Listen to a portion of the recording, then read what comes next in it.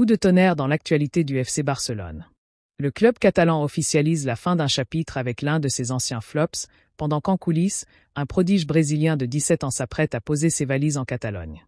Et pendant ce temps, le dossier brûlant Nico Williams fait exploser la tension entre le Barça et l'Athletic Bilbao.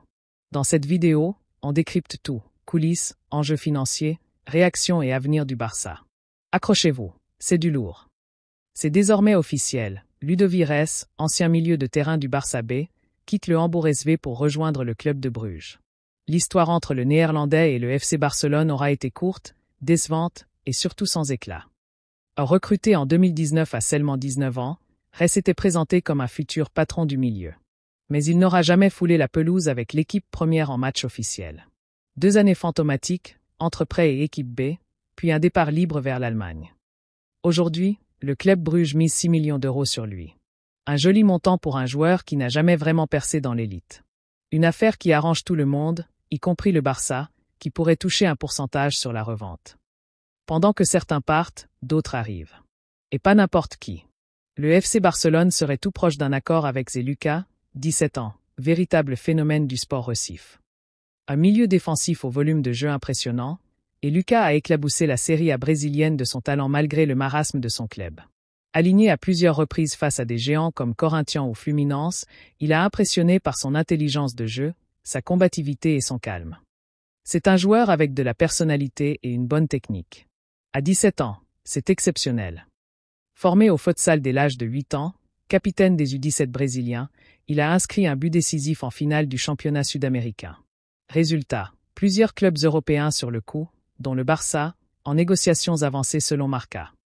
Mais attention, le Sport Recife a prolongé son contrat jusqu'en 2028, avec une clause libératoire de 50 millions d'euros pour les clubs étrangers.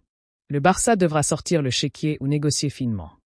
Et pendant que Barcelone prépare son avenir, un autre dossier fait grand bruit, celui de Nico Williams. La priorité absolue du mercato catalan se heurte à une résistance farouche de l'Athletic Bilbao. L'ailier espagnol veut rejoindre le Barça. Les discussions étaient bien avancées. Mais Bilbao ne veut rien entendre, c'est 62 millions d'euros, pas un centime de moins. Et plus encore, le club basque a sollicité la Liga et l'ARFEF pour bloquer le transfert. Je le dis avec respect, mais que chacun s'occupe de ses affaires.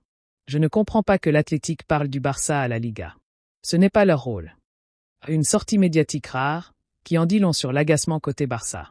D'autant plus que le Bayern Munich aurait aussi coché le nom de Nico Williams. Le temps presse. Sur les réseaux sociaux, les supporters sont divisés. Certains applaudissent l'audace du club à miser sur des pépites comme des Lucas ou Rooney Bargi. D'autres s'inquiètent du manque de garanties financières et sportives. Laporta joue gros.